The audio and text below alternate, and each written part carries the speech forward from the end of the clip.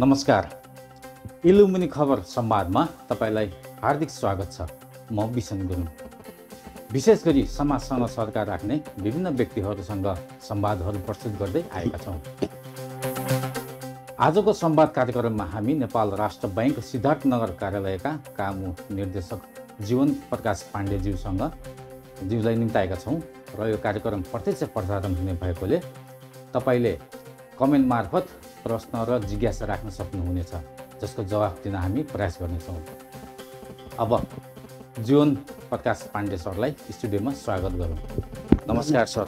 धन्यवाद विसनजी। तपाईलाई इलुमिनी खबर संवादमा हार्दिक स्वागत छ सर। धन्यवाद सर। आरामै हुनुहुन्छ? एकदमै ठिक छु। जीवन सर, यो तपाईँको दिनचर्या कसरी बितिरहेको छ?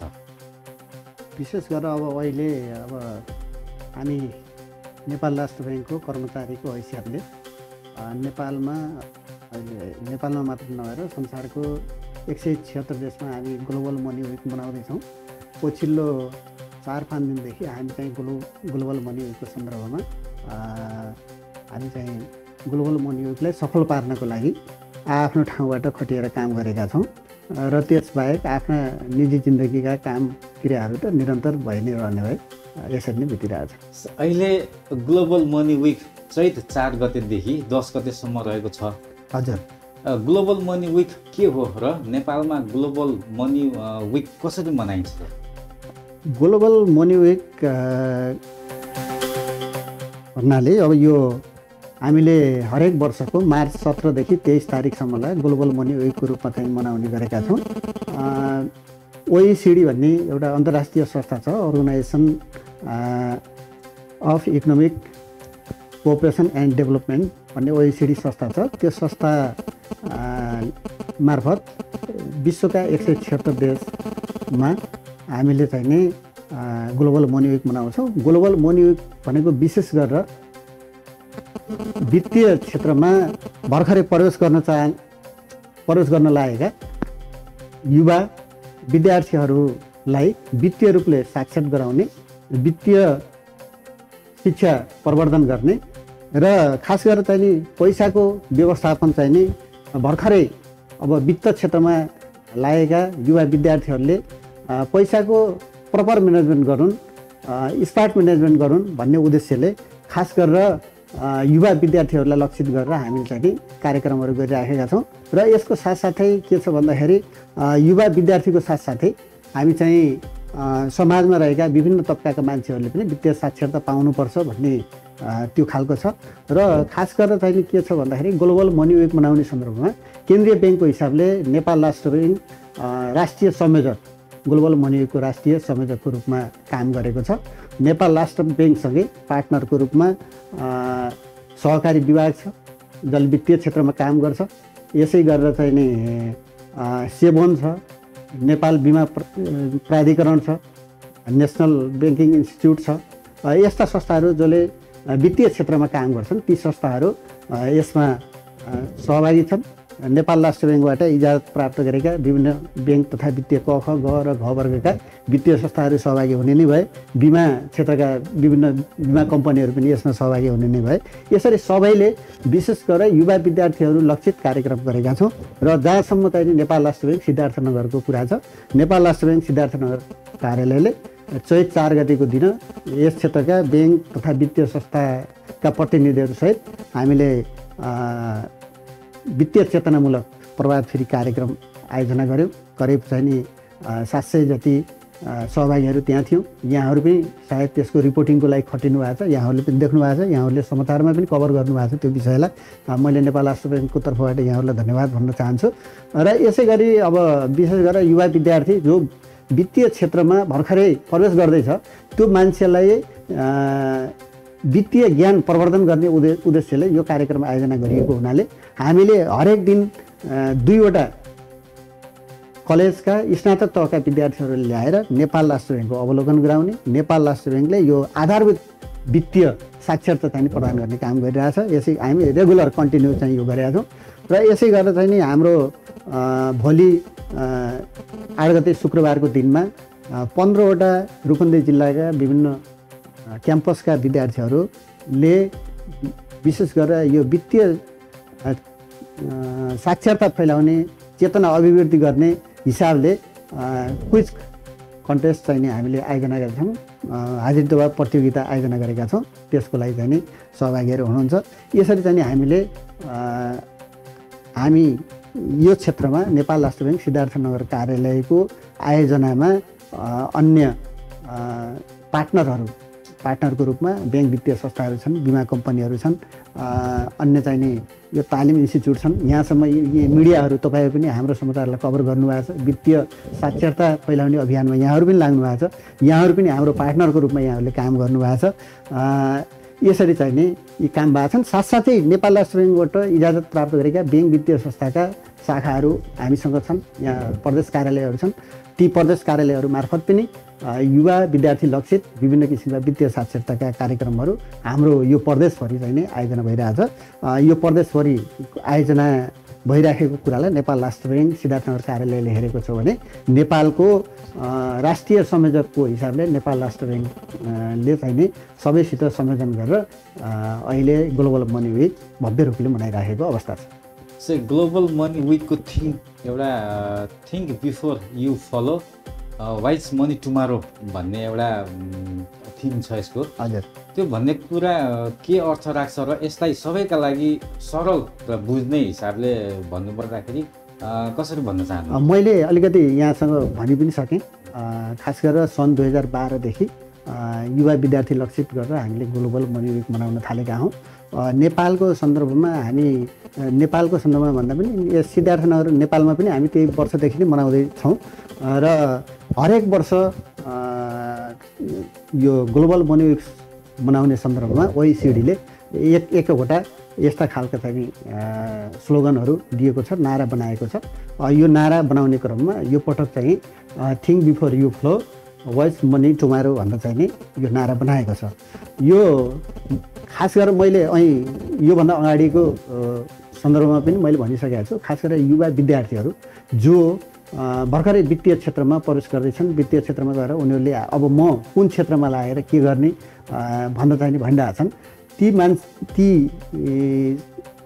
समूहका हाम्रा सरकारवाला साथीहरूलाई हामीले चाहिँ नि तपाईँले पैसाको कुनै पनि निर्णय गर्नुभन्दा अगाडि बुद्धिमत्तापूर्वक निर्णय गर्नुहोस् ताकि तपाईँ पछि असजिलोमा नपर्नुहोस् भन्ने उद्देश्यले अहिलेको यो नारा आएको छ। र मैले यहाँ एउटा कुरा यहाँलाई चाहिँ नि थप के भन्न चाहन्छु भने यो ग्लोबल मनी विकको चाहिँ नि एउटा पर्मानेन्ट स्लोगन पनि छ, लर्न अन सेभ अर्न। यो पर्मानेन्ट चाहिँ स्लोगन छ। लोन भनेको अब यसरी चाहिँ हामीले बुझाइरहेछौँ। अब वित्तीय साक्षरताको कुराहरू चाहिँ नि सबै कहाँ पुगिराखेको छ। हामी चाहिँ नि पोहोर साल करिब 6 लाख विद्यार्थीहरू माझ पुग्यौँ भन्ने चाहिँ नि रेकर्ड आएको छ, अभिलेख छ। हामी यो साल त्योभन्दा अझ बढी पुग्दैछौँ। विशेष गरेर चाहिँ नि पहिला वित्तीय साक्षरता भनेको के हो, नेपालमा के वित्त प्रणालीमा के कस्ता उपकरणहरू छन्, वित्तसित सम्बन्धित कुराहरू के हुन्, जस्तो चाहिँ नि पारिवारिक बजेटका कुरा हुन्छन्, निजी बजेटका कुराहरू हुन्छन्, त्यसपछि चाहिँ नि बचत गर्ने कुराहरू हुन्छन्, आफूले चाहिँ नि थप केही काम गर्न लाग्यो भने कर्जा लिने कुराहरू हुन्छन्। यो बचत कर्जा अनि चाहिँ नि आफूले गर्न लागेको कामको चाहिँ नि कामको सुरक्षा, भविष्यमा आइपर्ने जोखिमको सुरक्षाको लागि बिमाको कुराहरू हुनसक्छ। र हाम्रो अहिले अर्थतन्त्रमा महत्त्वपूर्ण भूमिका राखेको रेमिटेन्सको कुरा छ होइन। रेमिटेन्स बाहिरबाट आइराखेको छ। रेमिटेन्स भित्राउने चाहिँ तरिका, मोडेलको कुरा के कसरी चाहिँ भित्राउने, कसरी चाहिँ के गर्नु हुन्छ, के गर्नु हुँदैन, यी आधारभूत कुराहरू चाहिँ नि हामीले सुरुमा चाहिँ नि बताइराखेका छौँ। युवा विद्यार्थीहरूलाई सबैलाई बताइराखेका छौँ। र यसका साथसाथै यो वित्तीय क्षेत्रका आधारभूत कुराहरूको बारेमा हामीले जानकारी दिएका छौँ। खास गरेर पैसाको तपाईँ अहिले जहाँसम्म यो सालको 2025 को चाहिँ नि स्लोगनको कुरा गर्नुभएको छ। त्यो वर्ग जुन वर्ग चाहिँ अब वित्तीय क्षेत्रमा लाग्दैछ त्यो वर्गले चाहिँ लाग्नुभन्दा अगाडि बुद्धिमत्तापूर्वक सोचोस् भन्ने नै अहिलेको चाहिँ यो स्लोगनको मेन आशय हो। आजका मारा भोलिसम्म पुग्ने हिसाबले होइन, आज कमाउनु पर्यो, आज कमाएको कुरा आजै खर्च गरेर भ्याउनु भएन। आज कमाएको कुरा जस्तो लोन बुझ्नु पर्यो, अलिकति बुझ्नु पर्यो, शिक्षा लिनु पर्यो। अनि सेभ गर्नु पर्यो, अलिकति बचाउनु पनि पर्यो भोलिको लगानीको लागि। भोलिको सेभ गरिसकेपछि भोलि के हुन्छ, त्यो लगानीमा जान्छ, त्यसलाई अर्न पनि गर्छ। यो कुरा चाहिँ हामीले सुरुदेखि नै सिकाउन चाहिँ खोजिराखेका छौँ। नेपालको वर्तमान आर्थिक अवस्थाबारे तपाईँको के विचार छ? जस्तो कोभिड-19 पछि नेपालको आर्थिक पुनर्निर्माणमा मुख्य चुनौतीहरू के देखिए? यहाँले यो अर्थतन्त्रको वृहत क्षेत्रको बारेमा यहाँ चाहिँ नि अहिले सन्दर्भ उठाउनु भएको छ। अर्थतन्त्रका विभिन्न पक्षहरू हुन्छन् होइन। अर्थतन्त्रको विभिन्न पक्षहरूमध्ये जस्तो एउटा मुद्रास्फीति जसलाई मूल्यवृद्धिसित जोडेर हेरिन्छ, त्यो पक्ष हो। त्यो पक्ष चाहिँ नि राष्ट्र ब्याङ्कको लक्षित, राष्ट्र ब्याङ्कले चाहिँ नि मौद्रिक नीति जारी गर्ने बेलामा जुन लक्ष्य राखेको थियो, लक्ष्यको सीमाभित्रै रहेको छ, यो एउटा सकारात्मक पक्ष छ। अर्को चाहिँ नि बाह्य क्षेत्र हुन्छ। बाह्य क्षेत्रमा चाहिँ नि विदेशी मुद्राको सञ्चितको कुराहरू देखि लिएर आयात निर्यातको कुराहरू पनि हुन्छ।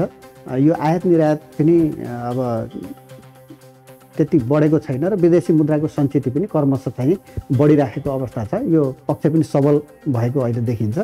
खास गरेर चाहिँ नि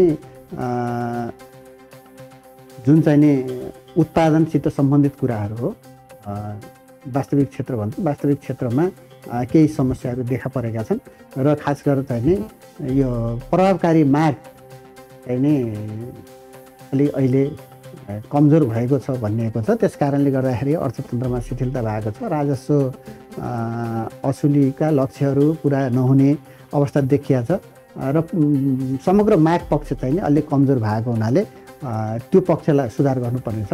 अर्थतन्त्रको राष्ट्र ब्याङ्कले विशेष गरेर चाहिँ नि मौद्रिक नीति जारी गर्ने र चाहिँ नि अर्को विदेशी मुद्राको नीति, विदेशी विनिमय सम्बन्धी नीति बनाउने सन्दर्भमा यो एउटा मुद्रास्फीतिको पक्ष, मूल्यवृद्धिको पक्ष चाहिँ नि हाम्रो सीमाभित्र नै रहेको यो सकारात्मक रूपमा मान्नुपर्छ र चाहिँ नि करिब 14 महिनाभन्दा बढी अवधिको लागि हामीसँग हाम्रो वस्तु तथा सेवा आयात गर्न पुग्ने सञ्चित, विदेशी मुद्राको सञ्चित रहेको छ।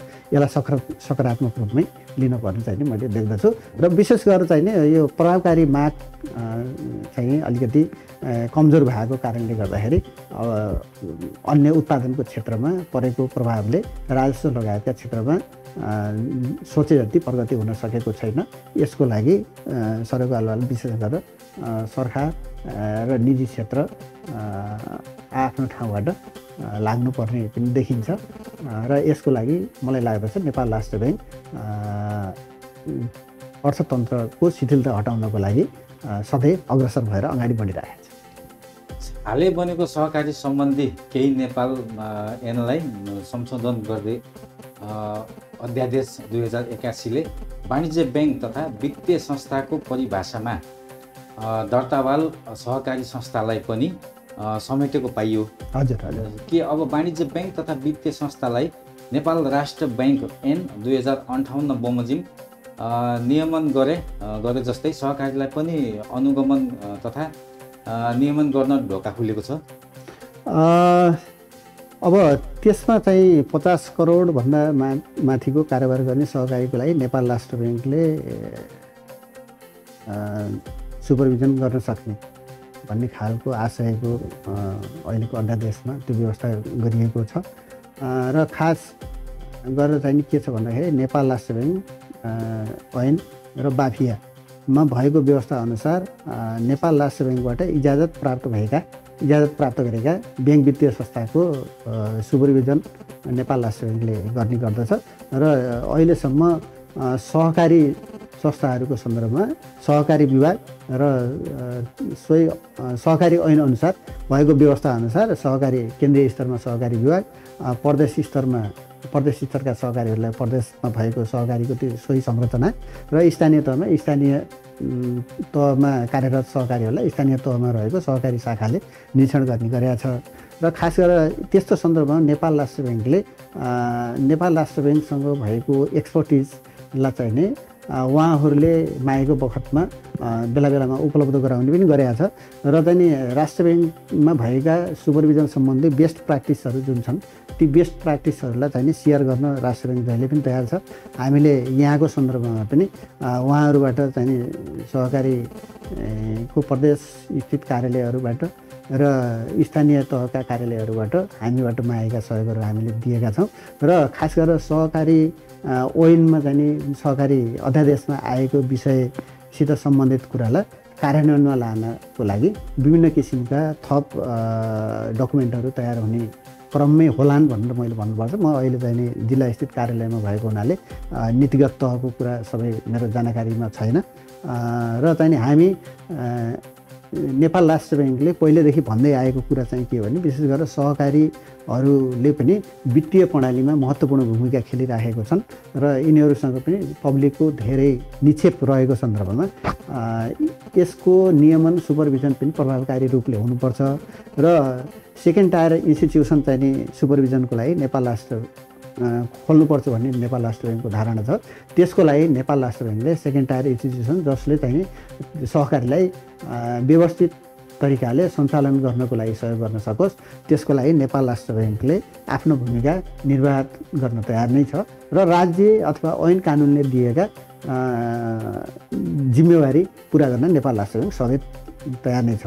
अहिले तपाईँले जहाँसम्म भन्नुभएको छ अहिले आजको आजै हामी सहकारीमा गएर त्यहाँको सुपरभिजन गर्ने किसिमका सबै प्रक्रियाहरू तयार भइसकेका छैनन्।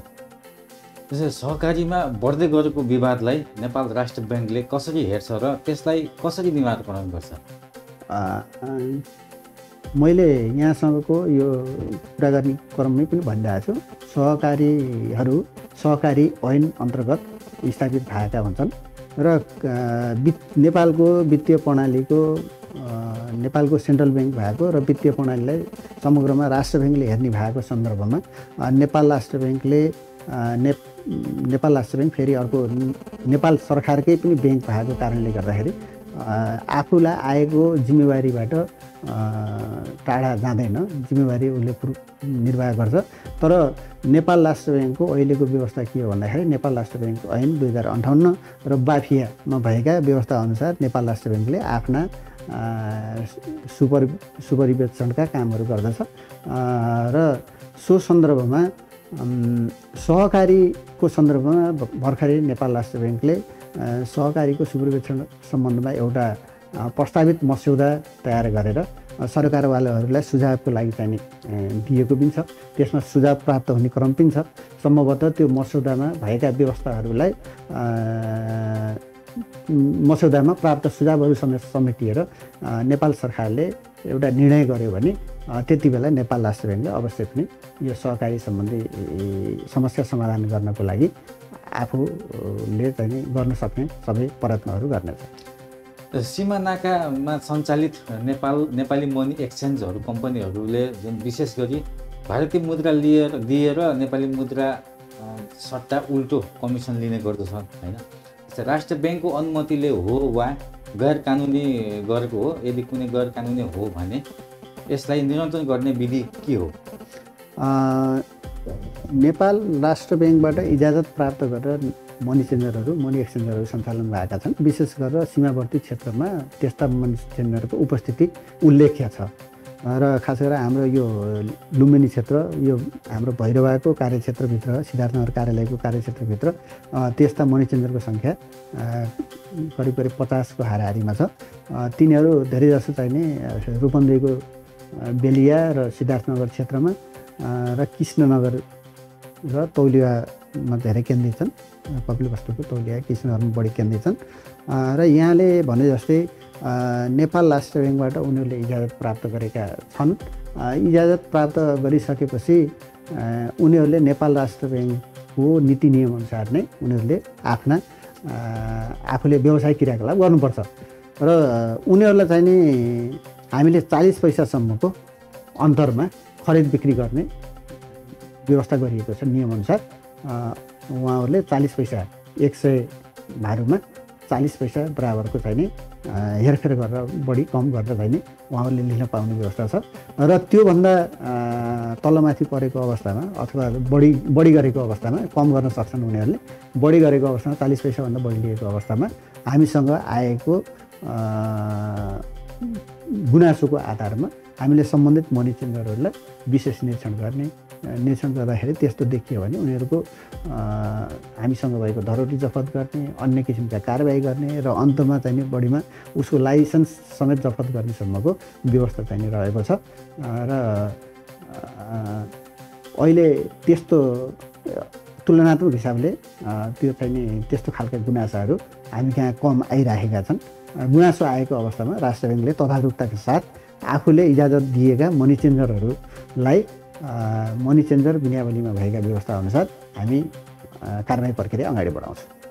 जस्तै अब नेपाली भारतीय 100 रुपियाँ दिँदाखेरि यहाँबाट चाहिँ नि अब 160 रुपियाँ दिने गर्छ, अथवा 160 रुपियाँ दिएर 100 रुपियाँ भारतीय लिनुपर्ने ठाउँमा जस्तै कुनै ठाउँमा त अब 65 रुपियाँ पनि लिन्छ, कुनै ठाउँमा 67, एक ठाउँमा त कुनै ठाउँमा 68 पनि लिएको देखिन्छ कि। त्यो तपाईँले जुन भन्नुभयो यो एकदमै नियम विपरीत कुरा हो र यस्तो कुराको प्रमाणसहित नेपाल राष्ट्र ब्याङ्कमा आएमा हामीले सम्बन्धित मनी चेन्जरलाई मनी चेन्जर विनियावलीमा भएको व्यवस्था अनुसार कारबाही गर्छौँ। त्यस्तो प्रमाणसहित आउनु पर्यो, त्यसको प्रमाणसहित आउनु पर्यो। अब बिना प्रमाण त कसरी के भन्न सकिएर होइन। कुनै ठाउँमा जस्तै अब 60 को मान्छेहरूले भन्छ अब फल्नाले यतिमा दियो, फल्नाले यतिमा दियो भन्ने पनि गुनासोहरू सुनिन्छ। जस्तै राष्ट्र ब्याङ्कको केन्द्रीय ब्याङ्क नेपाल राष्ट्र ब्याङ्कले बजार मूल्यदेखि मुद्रास्फीतिको गणना गरेर सरकारलाई बुझाउने गर्छ कि सर्वसाधारणले बुझ्ने भाषामा सर्वेक्षण तथा तथ्याङ्क सङ्कलन कसरी गर्छन् बताइदिनुहोस् न। र राष्ट्र ब्याङ्कको कर्मचारी फिल्डमा तथ्याङ्क सङ्कलन गरेको देखिँदैनन्। यहाँले जुन प्रश्न राख्नुभयो, हामीले विभिन्न किसिमका तथ्याङ्कहरू सङ्कलन गर्छौँ। विशेष गरेर यो हाम्रो प्रदेश स्थित कार्यालयले आर्थिक गतिविधि अध्ययन प्रतिवेदनको लागि तथ्याङ्क सङ्कलन गर्छौँ र विशेष अध्ययनको लागि हामी पर्टिकुलर विषयमा कुनै चाहिँ त्यस्तो जल्दो बल्दो चाहिँ आर्थिक क्रियाकलापमा प्रभाव पारेको विषय छ भने त्यो विषयमा चाहिँ हामीले अध्ययन गरेका हुन्छौँ। त्यो अध्ययन सम्बन्धी चाहिँ आवश्यक त्यो चाहिँ अनुसन्धान गर्ने क्रममा आवश्यक तथ्याङ्कहरू हामीले हाम्रो कर्मचारी मार्फतै सङ्कलन गरिराखेका हुन्छौँ। र त्यो मैले अलिकति यहाँलाई जानकारी पनि गराउनुपर्छ। यो नियमित रूपमा चाहिँ नेपाल राष्ट्र ब्याङ्कका प्रदेश स्थित कार्यालयले आफ्नो प्रदेशको अर्धवार्षिक र वार्षिक आर्थिक गतिविधि प्रतिवेदन प्रकाशित पनि गर्छन्। हामीले वार्षिक आर्थिक गतिविधि 80-81 को वार्षिक आर्थिक गतिविधि प्रतिवेदन प्रकाशित गरिसकेका छौँ र यो चाहिँ 81-82 को अर्धवार्षिक आर्थिक प्रतिवेदन तयारीको क्रममा छौँ र चाहिँ हामी त्यसको लागि तथ्याङ्क लिइसकेका छौँ। त्यो तथ्याङ्क लिने काम चाहिँ हामी कर्मचारीले नै गर्छौँ, नेपाल राष्ट्र ब्याङ्कका कर्मचारीले नै गर्छौँ र त्यो यहाँबाट पब्लिस पनि हुन्छ, त्यसको रिपोर्ट यहाँबाट पब्लिस पनि हुन्छ। यहाँहरूले यो अर्थ क्षेत्रको समाचारलाई प्राथमिकता पनि दिइराख्नु भएको छ। यहाँहरूले पनि अवश्य अब त्यो चासोपूर्वक हेर्नुहुनेछ। नेपाल राष्ट्र ब्याङ्कको वेबसाइटमा ती प्रतिवेदनहरू चाहिँ प्रकाशित पनि हुन्छन्। त्यो विषयमा यहाँहरूसँग थप कुराकानी पनि हामीले गर्न सक्छौँ। र जहाँसम्म चाहिँ अहिले मूल्य तथ्याङ्क सम्बन्धी चाहिँ यहाँले भन्नुभएको छ, मूल्य तथ्याङ्क सम्बन्धी विगतमा चाहिँ नेपाल राष्ट्र ब्याङ्कले आफ्नै कर्मचारी मार्फत बजारमा गएर तथ्याङ्क सङ्कलन गर्ने गरेको थियो र पछिल्लो समयमा हामीले चाहिँ यो मूल्य तथ्याङ्क सङ्कलनको काम स्थानीय शिक्षकहरू मार्फत गराउने गरेका छौँ र यो प्रदेश स्थित कार्यालयको मुख्य कार्यभित्र अहिले परेको छैन। हामीले सहजीकरणको काम मात्र गर्छौँ। खास गरेर हाम्रो केन्द्रीय कार्यालयमा आर्थिक अनुसन्धान विभाग छ। आर्थिक अनुसन्धान विभागमा मूल्य महाशाखा छ। त्यो मूल्य महाशाखाले यहाँको शिक्षकहरूलाई बजार केन्द्रहरू छन्, नेपालभरिका चाहिँ बजार केन्द्रहरू छन् जहाँबाट तथ्याङ्क सङ्कलन गरिन्छ। तथ्याङ्क सङ्कलन गर्ने बजार केन्द्रमा कार्यरत स्थायी शिक्षकहरूलाई उहाँहरूलाई नियमित रूपमा चाहिँ बजारबाट बजार मूल्यको तथ्याङ्क सङ्कलन गरेर पठाउने व्यवस्था गरेको छ। उहाँहरूले तथ्याङ्क पठाउनुहुन्छ र त्यो तथ्याङ्क चाहिँ केन्द्रीय कार्यालयमा गइसकेपछि त्यसलाई चाहिँ प्रोसेसिङ गर्ने र त्यसबाट रिपोर्ट निकाल्ने काम गर्छ। त्यो रिपोर्ट अब अलिकति यसमा चाहिँ टेक्निकल छ।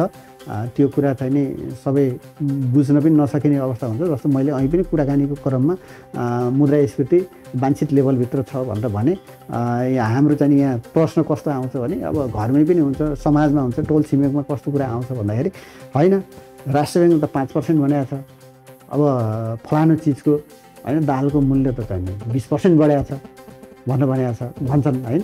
अब त्यसमा चाहिँ के हुन्छ भन्दाखेरि अब समग्र कति वस्तु तथा सेवालाई चाहिँ एउटा डालोमा हालिन्छ, तिनीहरूलाई चाहिँ एउटा ओड दिइन्छ। ओड दिइसकेपछि तिनीहरूको मूल्यको परिवर्तनले त्यो चाहिँ मुद्रास्फीतिमा कति फरक पार्छ भन्ने यो टेक्निकल चाहिँ विषय छ। त्यही अनुसार चाहिँ तथ्याङ्कहरू त्यो मुद्रास्फीतिको तथ्याङ्क आउँछ। मुद्रास्फीतिको तथ्याङ्कलाई हामीले चाहिँ नेपाल सरकारले पनि त्यसलाई प्रयोग गर्छ, नेपाल राष्ट्र ब्याङ्कले प्रयोग गर्छ, अन्तर्राष्ट्रिय धातु निकायहरूले पनि प्रयोग गर्छन् र यहाँसम्म पनि जस्तो चाहिँ कलेज युनिभर्सिटीमा पढ्ने विद्यार्थी प्रोफेसरहरूले पनि त्यो प्रयोग गर्ने हुनुभयो र चाहिँ हाम्रो चाहिँ यो आर्मी पुलिसको रासन ठेक्कामा समेत पनि त्यो प्रयोग हुन्छ। विद्यार्थीहरूले त प्रयोग नै गर्ने भए। त्यसले गर्दाखेरि यसको युजर चाहिँ सबै नै हुन्छन् र यसको चाहिँ विशेष गरेर हाम्रो आर्थिक अनुसन्धान विभागभित्रको मूल्य महाशाखाले मुद्रास्फीतिको तथ्याङ्क निकाल्ने गर्छ। मुद्रास्फीतिको तथ्याङ्कको सन्दर्भमा पनि 3वटा तथ्याङ्क हुन्छ। एउटा चाहिँ उपभोक्ता मूल्य सूचकाङ्क हुन्छ, यो खुद्रा वस्तुहरूको चाहिँ हुन्छ।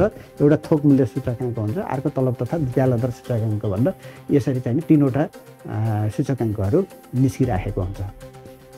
राष्ट्रको केन्द्रीय ब्याङ्क नेपाल राष्ट्र ब्याङ्कमा नोट साट्न जाँदा प्रायःजसो आजको लागि नोट सकियो भोलि आउनुहोस् भन्ने गर्छन्। राष्ट्र ब्याङ्कमा नै साट्ने नोट सकिनु भनेको अचम्म भएन रहेछ। जस्तै अब तोकिएको समयभित्र ग्राहकहरूलाई तिजोरीबाट नोट झिकेर पैसा साटिदिए हुन्न र। जस्तै खास सिस्टम के हो स्पष्ट बताइदिनुहोस् न। नेपाल राष्ट्र ब्याङ्कले तपाईँले त बडा अचम्मको कुरा सुनाउनु भयो। यो चाहिँ हामीले कहिलेकाहीँ के हुनसक्छ भन्दाखेरि अब जस्तो चाहिँ मान्छेले अनावश्यक डिमान्ड गरेको हामीले महसुस गऱ्यौँ है, त्यो बराबरको हामी नदिन सक्छौँ। तर हामी सटै सुविधा त हाम्रो ब्याङ्किङ समयभित्र सटै सुविधा हामी चाहिँ दिन्छौँ। नेपाल राष्ट्र ब्याङ्कको ब्याङ्किङ कारोबार समय चाहिँ बिहान 10 बजेदेखि 1 बजेसम्म, दिउँसो 2 बजेदेखि 4 बजेसम्म हो। अब कहिलेकाहीँ चाहिँ के हुन्छ भने बिहान झिकेको पैसा सकिएको अवस्था हुन सक्ला, तर चाहिँ राष्ट्र ब्याङ्कमा स्टक नभएको कारणले होइन। कहिलेकाहीँ चाहिँ त्यस्तो जस्तो तपाईँले चाहिँ 10 दरको नोट चाहिँ 10 प्याकेट माग्नुभयो, त्यो नहुनसक्छ। 20 दरको रहेको हुनसक्छ, 5 दरको रहेको हुनसक्छ। नोटको विषयमा यो ठुलो इस्यु पनि छैन। कहिलेकाहीँ त्यस्तो पर्या हुनसक्छ। विशेष गरेर चाहिँ नि कहिलेकाहीँ हामीले त्यो समय आकलन गर्न नसकेको कारणले गर्दाखेरि त्यस्तो हुनसक्ला। जस्तो कुनै चाडपर्व हुनसक्छन्, त्यो हामीले चाहिँ नि त्यो चाडपर्व अब निकट भविष्यमा आएको भनेर अनुमान गर्न सक्दैनौँ। जस्तै दसैँ तिहार जस्ता होली जस्ता पर्वहरूको त हामी गरिहाल्छौँ। कहिलेकाहीँ चाहिँ त्यस्तै चाड हुन्छ कि अब एउटा समुदाय विशेषलाई चाहिने हुन्छ नि, त्यो भएको बेलामा कहिलेकाहीँ त्यस्तो पर्या होला। राष्ट्र ब्याङ्कले जनतालाई जो चाहिँ हामीसँग सटै सुविधाको लागि चाहिँ हामी यहाँ पुग्ने जनताहरूको लागि हामीले चाहिँ नि उहाँले चाहेको दरमा अब त्यो एकदमै धेरै चाहिँ नि माग्नुभयो भने त त्यो के को लागि मागेको भन्नु चाहिँ हामीले यसो चाहिँ बुझ्नुपर्छ। नभयो भने चाहिँ हामी 2-4 प्याकेट नोट 1-2 बन्डल नोट दिन त जहिले पनि दिन सक्छौँ। यो प्रश्नमा म चाहिँ त्यति अब कहिलेकाहीँ चाहिँ नि अपवादको रूपमा चाहिँ यस्तो गुनासो आएको हुनसक्छ। यो प्रश्नमा म त्यति सहमत हुन सकिनँ। नेपाल राष्ट्र ब्याङ्क सिद्धार्थनगर कार्यालयमा यहाँ नोट सटाइको लागि जानुभयो भने हामी नोट सटाइ चाहिँ नि ब्याङ्किङ समयमा चाहिँ नि उपलब्ध गराइरहेछौँ, गराउँछौँ नै।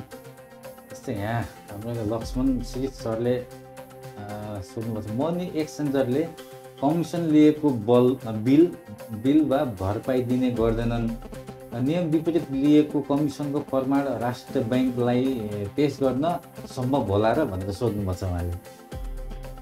अब यो चाहिँ हामीले नेपाल राष्ट्र ब्याङ्कले मनी एक्सचेन्जरको निरीक्षण नियमित गर्छौँ होइन। नियमित निरीक्षणको क्रममा हामीले चाहिँ त्यहाँ उनीहरूलाई चाहिँ एउटा व्यवस्था के छ भन्दाखेरि मनी चेन्जरमा सटै सुविधा लिन जाने जुन ग्राहक हुन्छ त्यो ग्राहकले देख्ने गरेर तपाईँले चाहिँ नि रेट टाँसेको हुनुपर्छ भन्ने चाहिँ हामीले भन्छौँ। र हामी सुरुमा यहाँ निरीक्षणमा गइसकेपछि निरीक्षण अनुगमनमा हामी चाहिँ मनी चेन्जरमा जान्छौँ। गइसकेपछि सबभन्दा हाम्रो पहिलो नजर नै त्यो रेट लिस्ट छ कि छैन भन्ने चाहिँ त्यसमा चाहिँ रहन्छ। र चाहिँ नि हामी जति गाएका छौँ र त्यो ठाउँमा चाहिँ नि त्यो लिस्ट नभएको हामीले पाएका छैनौँ। यो अहिले हामी यो ग्लोबल मनीकै क्रममा पनि छौँ, वित्तीय साक्षरता पुग्न बाँकी छ भनेर पनि भनिरहेका छौँ। वित्तीय साक्षरता नपुगेको कारणले गर्दाखेरि हाम्रा ग्राहक जो मनी चेन्जरमा सेवा लिन जानुहुन्छ उहाँ ग्राहकले चाहिँ त्यो नहेरेको कारणले गर्दाखेरि व्यक्तिगत हिसाबले कसैले चाहिँ ठगी गरेको हुनसक्छ। तर राष्ट्र ब्याङ्कले यो कुरालाई चाहिँ आफ्नो निरीक्षणको क्रममा एकदम प्राथमिकतापूर्वक चाहिँ हेरेको छ र विशेष गरेर भारतीय रुपियाँको सटैको सन्दर्भमा उनीहरू चाहिँ नै एउटा खरिद र बिक्रीको विवरण चाहिँ तयार गरेर राख्नुपर्ने हुन्छ। त्यो तयार गरेर राखेको विवरण चाहिँ नि हामीले जुन हेर्छौँ, हेर्नेमा चाहिँ उनीहरूले जुन चाहिँ नि उनीहरूलाई तोकिएको दर रेट छ, तोकिएको दर रेटमा चाहिँ नि उल्लेख गरेको भेटिन्छ र परिवर्तित विदेशी मुद्राको कारोबार गर्ने मनी चेन्जरहरूले त फिर भन्छ, त्यो चाहिँ नि रिसिप्ट चाहिँ काट्नै पर्छ। रिसिप्ट काटेन भने उनीहरूले प्राप्त गरेको डलर अवैध हुन्छ र त्यो ब्याङ्क वित्तीय संस्थामा उनीहरूले जम्मा गर्न पनि सक्दैनन्। त्यसले गर्दाखेरि अब केही समस्याहरू छैनन् भन्न चाहिँ मैले सिधै भन्न त मिल्दैन। तर जे भए पनि यो हामीसँग अलिकति वित्तीय साक्षरताको कमीको कारणले गर्दाखेरि जुन ग्राहकहरू चाहिँ मनी चेन्जरमा जानुहुन्छ उहाँ ग्राहकहरूले तपाईँले यहाँ चाहिँ नि त खै 160 रुपियाँ 40 पैसा लेख्नु भएको छ, तपाईँले किन 165 लिनुभयो, यो त चाहिँ सरासर चाहिँ तपाईँले चाहिँ ठगी गर्नु हो नि भन्दा चाहिँ त्यति बेला त्यहाँ क्वेसन गर्नुपर्छ। यसरी चाहिँ नि ग्राहकहरू पनि सचेत हुनुपर्ने छ र ग्राहकहरूलाई सचेत बनाउनलाई हामीले वित्तीय साक्षरता कार्यक्रम गरिरहेछौँ।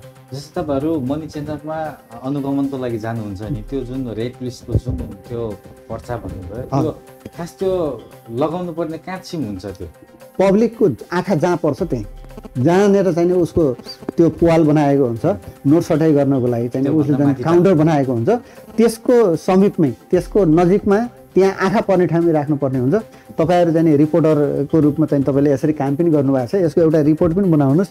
अब त्यो यदि छैन भने तपाईँले यो बताउनुहोस् पनि, हामी त्यसमा फेरि चाहिँ एकचोटि अनुगमन गरेर यदि गरेका छैनन् भने त्यस्तो मनी चेन्जरलाई हामी कारवाही गर्छौँ। तर जहाँसम्म नेपाल राष्ट्र ब्याङ्कको निरीक्षण टोली पुगेको छ त्यो टोली पुगेको ठाउँमा त्यो राखिएको छ। तपाईँहरूको त्यो निरीक्षण टोली जाँदाखेरि कतिवटालाई भेट्नुभएको छ, कतिवटालाई भेट्नुहुन्न त्यस्तो बेलामा?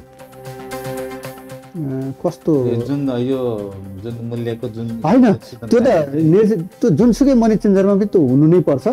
र कहिलेकाहीँ चाहिँ के हुनसक्छ भने हामी कहाँ 50वटा मनी चेन्जर हुन्छ र हाम्रो कार्ययोजनामा 50भन्दा कम मनी चेन्जर निरीक्षण गर्ने हुनसक्छ। त्यो हामी प्लान अनुसार नै निरीक्षण गर्छौँ। त्यो हुँदाखेरि कहिलेकाहीँ कुनै मनी चेन्जर छुटेको हुनसक्छ। तर जति मनी चेन्जरमा हामी गएका छौँ त्यो मनी चेन्जर गएको ठाउँमा त त्यो चाहिँ नि रेट लिस्ट त राखेकै हुनुपर्छ, राखेकै छ। तर यो बेलैयामा 2-3टामा मैले हेरेँ, तर त्यो जुन दुरुपवाल भन्नुभयो पैसा आदान प्रदान गर्ने त्यसमा मैले देखेको छैन कि। तपाईँहरू जाने बेलामा सूचना दिएर जानुहुन्छ कि पहिले टाँसेको हुन्छ कि जस्तो लाग्छ कि? कहिले पनि यो निरीक्षण भन्ने कुरा चाहिँ नि सूचनाको आधारमा चाहिँ नि अब हुँदैन होइन। अब कसैको व्यक्तिगत कमजोरी हुन सक्ला, अब कसैको अब त्यसरी चाहिँ नि सूचनै मैले पाएको थिएँ भनेर कसैले भन्छ भने त्यो भनेपछि त्यस्तो, तर हामी चाहिँ नि त्यस्तो चाहिँ अब पूर्व जानकारी दिएर ल तपाईँ ठिकठाक पार्नु होला हामी निरीक्षण गर्न आउँछौँ भन्ने हिसाबले त्यो चाहिँ त्यसरी कहिले पनि नेपाल राष्ट्र ब्याङ्कले त्यस्तो टाँसेको देखेन भने त्यस्तोलाई कारबाही हुन्छ, कारबाही हुन्छ, एकदम बिल्कुल कारबाही हुन्छ। र चाहिँ नि कारबाही भएका चाहिँ उदाहरणहरू पनि छन्। जस्तै राष्ट्र ब्याङ्कले सिक्का पैसा बाँड्छ, तर वाणिज्य र विकास ब्याङ्कहरूले ग्राहकको सिक्का पैसा साट्न वा डिपोजिट गर्न मान्दैनन्। जस्तै ब्याङ्कहरूले सिक्का पैसाको कारोबार गर्न छोडेको हो भने राष्ट्र ब्याङ्कले सिक्का पैसा वितरण किन गर्छ भन्ने छ। ल यो पनि अहिले एकदमै जल्दो बल्दो प्रश्न चाहिँ उठाउनु भएको छ। र सिक्काको आफ्नै पैसा बाँड्नलाई सिक्काको आफ्नै खालको चाहिँ समस्या छ। सिक्का चाहिन्छ पनि, जस्तै तपाईँ टेलिकममा जानुभयो बिल बुझाउनु पऱ्यो भने अब त्यो 5 र 10को फिगरभन्दा अरू फिगरमा पनि हुनसक्छ होइन। त्यस्तो ठाउँमा पनि चाहिन्छ र अन्य ठाउँमा पनि चाहिने।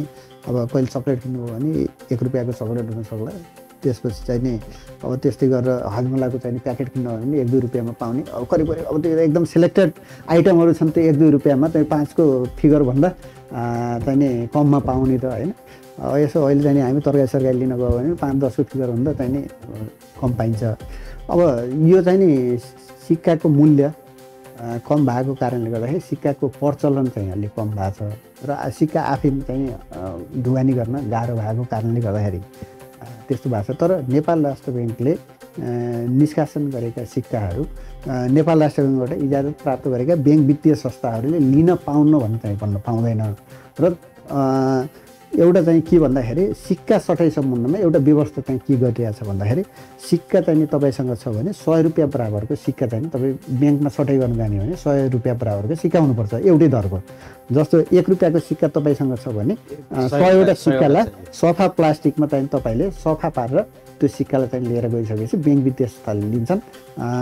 अनि जस्तो 2 दरको सिक्का भयो भने 50 थान भइसकेपछि 100 रुपियाँ बराबर भयो, तपाईँले त्यो लिएर गएर चाहिँ त्यो सटाइ गर्न सक्नुहुन्छ। त्यस्तो अवस्थामा लिन्न भन्न चाहिँ ब्याङ्क वित्तीय संस्थाले भन्दैन। तर अब यो अहिले यो चाहिँ नि मूल्य र चाहिँ नि वस्तुको मूल्य र चाहिँ नि यो मूल्य चाहिँ करिब चाहिँ त्यो 1, 2, 3, 4 को फिगर भन्दा पनि 5, 10 को फिगरमा हुने भयो हुनाले सिक्काको प्रचलन चाहिँ कम भएको छ। तपाईँ हामीलाई पनि यसो चाहिँ कसैले 10वटा सिक्का दियो भने बोकेर हिँड्न अप्ठ्यारै लाग्छ, नोटै दिनुहोस् भनिदियो। तर खास के हो भन्दाखेरि नेपाल राष्ट्र ब्याङ्कले सिक्का चाहिँ नि निष्कासन गरिसकेपछि तपाईँले चाहिँ नि 52 रुपियाँ चाहिँ नि तपाईँले भुक्तानी पाउनु पऱ्यो अथवा 52 रुपियाँ दिनु पऱ्यो भने त तपाईँले चाहिँ नि 50 र 2 रुपियाँ सिक्का दिनु पऱ्यो नि त। त्यो बेलामा लिन्न भन्दा चाहिँ नि लिगल टेन्डरलाई राष्ट्र ब्याङ्कले चाहिँ नि निष्कासन गरेको सिक्कालाई चाहिँ नि लिन्न भन्दा चाहिँ नि नेपालमा बस्ने कुनै पनि व्यावसायिक निकायले पनि त्यो भन्न पाउन्न र ब्याङ्क वित्तीय संस्थाले पनि पाउन्न। तर सटाइको सन्दर्भमा त्यही नै छ कि तपाईँ चाहिँ नि 1, 2 रुपियाँको सिक्का गएर नोटले भन्न चाहिँ तपाईँले भन्यो भने अहिले त्यो दिने व्यवस्था छैन, अहिले गरिएको छैन। अहिले चाहिँ नि 100 को फिगरमा चाहिँ हुनु पऱ्यो। 100 को फिगर भनेको 1 को भयो भने 100 पिस एउटा प्लास्टिकमा राखिएको हुनु पऱ्यो, 50 हो भने 2 हो भने 50 पिस चाहिँ राखिएको हुनु पऱ्यो। यसरी नै सिक्का सटाइको व्यवस्था भइरहेछ।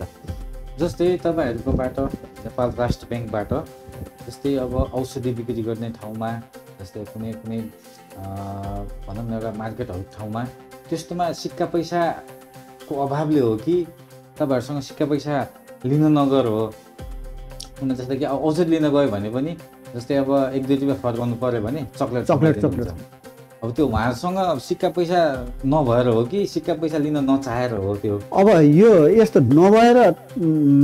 नभएर भन्नाले राष्ट्र ब्याङ्कमा नभएको कारणले होइन। उहाँ राष्ट्र ब्याङ्कमा कारोबारको लागि सिक्का चाहियो भनेर आउनुभयो भने हामी सिक्का उपलब्ध गराउँछौँ, अहिले पनि गराइरहेछौँ, जति बेला पनि गराइरहेछौँ। अब कारोबारको सन्दर्भमा उहाँ सिक्का लिन नआइसकेपछि तपाईँ लिन आउनै पर्छ भनेर हामी बाध्य पार्न चाहिँ सक्दैनौँ होइन। र चाहिँ नि अब हामी पब्लिकमा पनि अहिले पछिल्लो मेन्टालिटी चाहिँ नि यसो तपाईँ हामी चाहिँ अहिले म राष्ट्र ब्याङ्कको कर्मचारीको हिसाबले तपाईँसँग कुराकानी गरेँ भने तपाईँ हामी पब्लिक पनि त हो नि होइन। हामी पनि गयो भने अब सिक्का दिनुभन्दा चक्लेट दिएर नै खुसी मान्ने त्यो हाम्रो चाहिँ अहिले त्यस्तो खालको चाहिँ प्रवृत्ति बनाएको छ। त्यो प्रवृत्ति बनाएको कारणले गर्दाखेरि अब त्यो अलिकति त्यो भएको पनि हो। तर जहाँसम्म सिक्का चाहिँ नि चलन चल्तीमा ल्याउनु पनि पर्छ, त्यसरी चाहिँ चक्लेट दिने काम चाहिँ राम्रो कुरा होइन। र उहाँहरू चाहिँ नि कारोबारको सिलसिलामा सिक्का लिन हामी कहाँ आउनुभयो भने कारोबारको लागि आवश्यक सिक्का चाहिँ नेपाल राष्ट्र ब्याङ्कले जति बेला पनि उपलब्ध गराउँछ। र पब्लिकसँग भएको सिक्काको सन्दर्भमा पनि मैले भने 100 रुपियाँ बराबरको एकै दरको चाहिँ बनाएर ल्याउनु भयो भने हामी जति बेला पनि नेपाली नोट चाहिँ दिन तयार छ। म आफै परेछु एकचोटि, मैले एकचोटि एउटा भनौँ एउटा औषधि लिन जाने बेलामा मेरो 3 रुपियाँ मलाई फर्काउनु पर्ने, उसले मलाई फर्काएन, उसको 2 रुपियाँ चाहिँ नि काट्नु पर्ने, उसको 2 रुपियाँले गर्दाखेरि मेरो 5 रुपियाँ राखिदियो कि। त्यसले गर्दाखेरि पनि अब उहाँहरूले मैले उहाँलाई भने तपाईँहरूसँग सिक्का पैसा हुन्न भने राष्ट्र ब्याङ्क जानुहोस्, राष्ट्र ब्याङ्कमा तपाईँलाई जति पनि सिक्का दिनुहुन्छ उहाँबाट तपाईँले लिएर आएर त्यसरी गर्नुहोस् न, तपाईँले अब सर्वसाधारणलाई किन दुःख दिनुहुन्छ भनेर पनि भने। त्यो गर्दाखेरि अब हामीलाई अब सिक्का ल्याइदिएको छैन, सिक्का ल्याएपछि दिन्छौँ भनेर भन्नुहुन्छ कि उहाँहरूले। अब त्यस्तो मान्छेलाई अब के भन्ने? अब होइन यसो पहिले हामीले ग्लोबल मनी विक बनाइरहेको छ अनि यसरी चाहिँ तपाईँसित ग्लोबल मनी विक सहित चाहिँ नि समसामयिक विषयमा चाहिँ मैले कुराकानी पनि गरिरहेको छु। एक हिसाबले तपाईँ पनि चाहिँ अहिलेको ग्लोबल मनी विकको पार्टनर हो होइन। वित्तीय साक्षरता फैलाउनलाई तपाईँले मसँग यसरी कुराकानी गर्नुभएको छ, अरू सरकारवालासित पनि कुरा गर्नुभएको छ। तपाईँहरू जस्तो सरकारवालाले अब यसरी नै चाहिँ उनीहरूलाई भन्नु पऱ्यो कि हामी पनि भनौँ, सबै भनौँ, सबै जसले चाहिँ यो कुरा बुझिन्छ, यो बुझ्ने मान्छेले तपाईँले चाहिँ चक्लेट दिने होइन, हजमलाको प्याकेट दिने होइन, तपाईँले मेरो फिर्तामा तपाईँले पैसा नै दिनुपर्छ। त्यो सिक्का दिन राष्ट्र ब्याङ्क तयार छ, राष्ट्र ब्याङ्कसँग मैले इन्टरभ्यू पनि गराएको छु, राष्ट्र ब्याङ्क सिक्का दिन तयार छ, तपाईँहरूसँग जम्मा भएको सिक्का राष्ट्र ब्याङ्क लिन पनि तयार छ। त्यस कारणले गर्दाखेरि यो खालको चाहिँ नगरौँ भन्न चाहिँ अब यो वित्तीय चेतना तपाईँ हामी सबै मिलेर फैलाउनु पर्ने आवश्यकता देखियो। ल अब हामी अन्ततिर आइपुगेका छौँ। नेपालमा ग्रामीण क्षेत्रमा सस्तो र उपलब्ध ऋणको पहुँच अझै पनि कठिन छ। जस्तै यस समस्यालाई समाधान गर्न नेपाल राष्ट्र ब्याङ्कले कस्ता रणनीति अपनाउन सक्छ? अब यो विशेष गरेर यो ब्याङ्किङ पहुँच पछिल्लो समयमा चाहिँ पुगेको छ, सबै गाउँठाउँमा पुगेको छ। र खालि के मात्र हो भन्दाखेरि अब हामी यो वित्तीय साक्षरता अभियान बढाउने अभियानमा पिन्छौँ। पब्लिकहरूलाई चाहिँ यो कुरा बुझाउनु पनि पर्नेछ। अहिले हामीले युथ विद्यार्थीहरूलाई चाहिँ हामी किन लागेको छ भन्दाखेरि तिनीहरू त्यो आफै मात्र होइनन् कि तिनीहरू समाजबाट चाहिँ हामी पढ्न आएका विद्यार्थी हुन्। तिनीहरूले आफ्नो समाजलाई बताउँछन्, आफ्नो साथीभाइलाई बताउँछन्, आफ्नो घर परिवारमा बताउँछन्। अब अहिले चाहिँ नि ऋण कसरी लिने, ऋण लिँदा के कागजात चाहिन्छ, यिनी कुराहरू पनि हामी बताइरहेछौँ। अनि खास गरेर चाहिँ नि तपाईँले भने जस्तो समस्या गाउँमा छ। गाउँमा चाहिँ अझै पनि इन्फर्मल इकोनोमी छ। अब त्यहाँ पनि चाहिँ मान्छेहरू के हुन्छ भने एकजना चाहिँ नि पैसावाला मान्छे कहाँ गयो भने उसले एउटा तम्सुक गराएर सिधै दिइहाल्छ। ब्याङ्क वित्तीय संस्थानमा त्यति सजिलै कर्जा पाइँदैन। ब्याङ्क वित्तीय संस्थामा कर्जा लिनको लागि विभिन्न किसिमका चाहिँ नि डकुमेन्टहरू कागजातहरू तयार गर्नुपर्ने हुन्छ।